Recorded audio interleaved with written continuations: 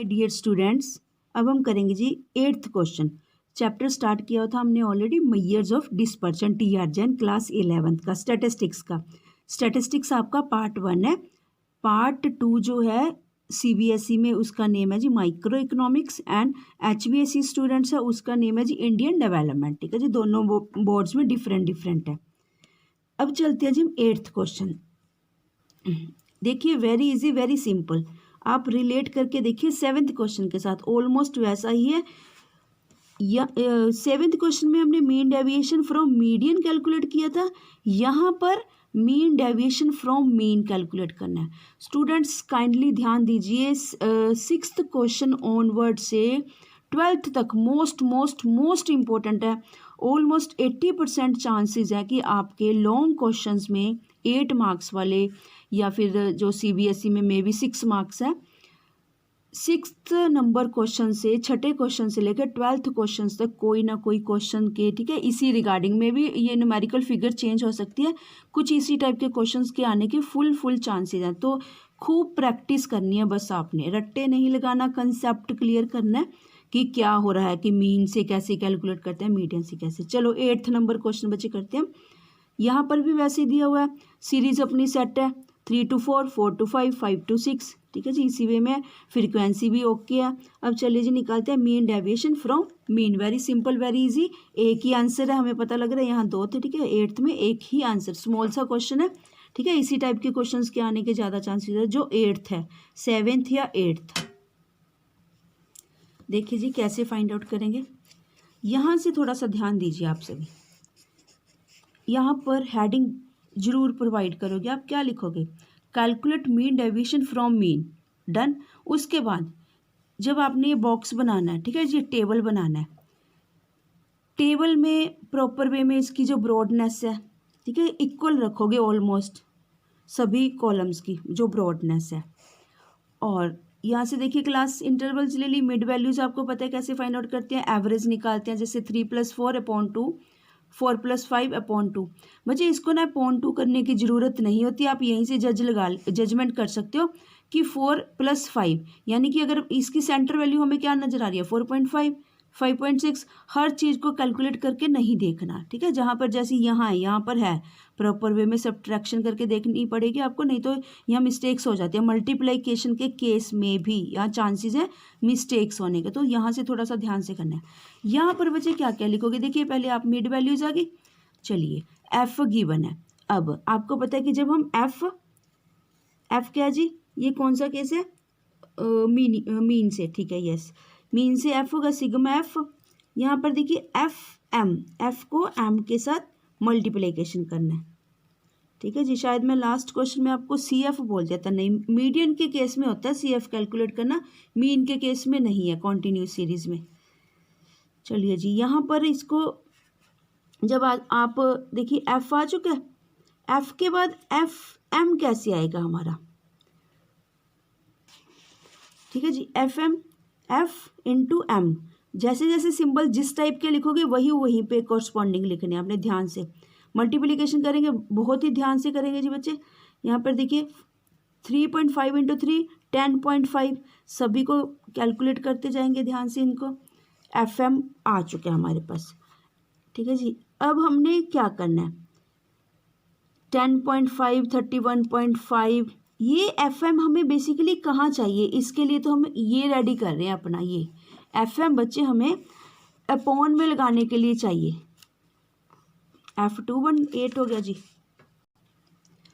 ठीक है जी। देखिए एफ एम हमें कहाँ पर चाहिए, आपको पता है कि जब हम मीन डेविएशन कैलकुलेट करते हैं फ्रॉम मीन से, ठीक है जी, कॉन्टिन्यूस सीरीज के केस में फ्रीक्वेंसी एग्जिस्ट करती है, आपको ये भी पता है। हमें सबसे पहले मीन फाइंड आउट करना है, मीन, तो बिल्कुल एक एक स्टेप लेते जाएंगे। सिग्मा एफ एम यहाँ आ गया जी, अपॉन सिग्मा एफ, चलिए हमारा मीन कैलकुलेट हो जाएगा ध्यान से बिल्कुल ही, ठीक है जी। F sigma F mean calculate 7.10, उसको यहाँ पर लिख देंगे कि हम निकाल चुके हैं। यहाँ तक का सारा काम हो गया जी, फिनिश हमारा। अब बच्चे यहाँ पर ऐसे ही लिखोगे मॉडुलस डी एक्स, यानी कि डेविएशंस फ्रॉम मीन, ठीक है। नहीं तो अगर मीडियन से करते हैं एम लिखते हैं, यहाँ मीन, डेविएशंस फ्रॉम मीन ऐसे लिखोगे, is equal to M minus mean, this one M minus mean. Mean जो हमने फाइंड आउट किया, मीन जरूर मेंशन करना है। मीडियन से काम चल रहा है तो मीडियन लिखोगे, जिससे भी आप इसको आगे फर्दर प्रोसीड करते हो वो सब कुछ यहाँ मेंशन करोगे। इसी से सब कुछ रिलेट हो जाता है ना एकदम से। देखिए कि हाँ भी मीन का काम है, मीन का काम है, और नीचे भी मीन, हाँ जी ठीक है, ओके चल रहा है, इट मीन्स।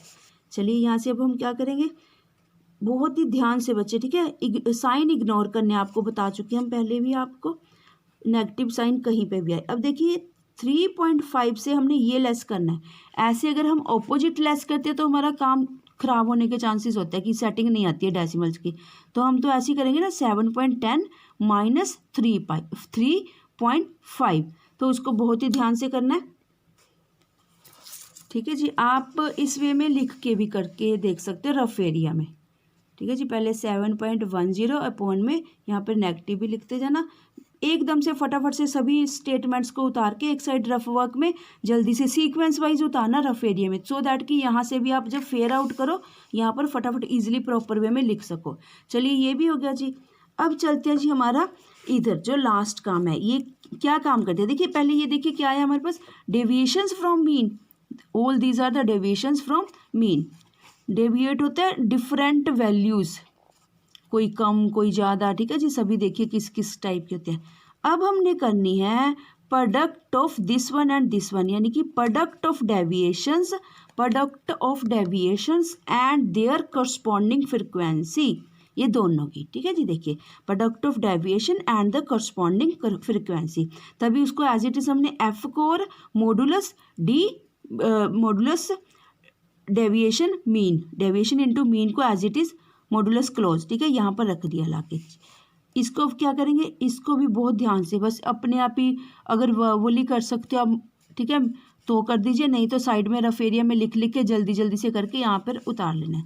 अब यहाँ क्या आ गया जी, समीशन। किस चीज़ का समीशन, पूरी इस स्टेटमेंट का। क्या बोलेंगे हम, समीशन ऑफ प्रोडक्ट ऑफ। देखिए ध्यान से देखिए, यहाँ एक मैं सिग्मा लगाने जा रही हूँ ना, है क्या था, समीशन ऑफ प्रोडक्ट ऑफ, दोनों की प्रोडक्ट है, यानी कि टू थिंग्स लिए हमने, फ्रीक्वेंसी ली है और डेविएशंस फ्रॉम मीन लिया, product of deviation and the corresponding frequency.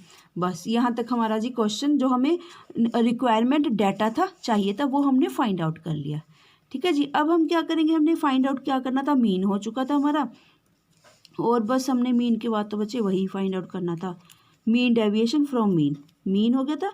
अब एमडी कैलकुलेट करना है, यानी कि मीन डेविएशन फ्रॉम मीन। यहाँ पर हम पूरे फॉर्मूला में सब्स्टिट्यूट कर देंगे सारी वैल्यूज, 200.6, ठीक है जी, 200.6 अपॉन में सिग्मा एफ, समीशन एफ जो हमने 218 था, यहाँ पर आ जाएगा हमारा mean deviation from mean. This is the symbol, दूर से ही हर कोई, क्योंकि जो स्टैटिस्टिक्स है, स्टैटिस्टिक्स बच्चे ऐसी होती है, इसको बहुत ही अच्छे वे में प्रेजेंट करना होता है। अगर यहाँ प्रेजेंटेशन में आपने कमी छोड़ दी ना तो एग्जामिनर पे इफेक्ट अच्छा नहीं पड़ेगा। सबसे पहले इसकी प्रेजेंटेशन बड़ी खूबसूरती से करनी है, प्रॉपर वे में अलाइनमेंट करनी है, प्रॉपर वे में सब कुछ लिखना है सीक्वेंस वाइज। ये नहीं कि मीन कहीं निकाल रखा, कहीं कुछ निकाल के, जो चीज़ जैसे पूछी है उसका वैसे वैसे स्टेप बाय स्टेप आंसर देंगे। सेकेंड बात, यहाँ से क्लैरिफिकेशन कितनी बढ़िया हो रही है कि किसी को आंसर से देखो कितना जजमेंट हो रहा है, mean deviation from mean, M लिख दोगे mean deviation from median, Z लिख दोगे मीन डेविएशन फ्रॉम मोड, ठीक है जी। आपको सिंबल्स पता है ना, मीन, मीडियन, मोड, ध्यान रखना इस बात का, ठीक है जी। ऑलमोस्ट सभी बुक्स में मोड जेड का सिंबल आपको मिलेगा। चलिए जी, इसी के साथ बच्चे आपका 8th नंबर क्वेश्चन कंप्लीट हुआ।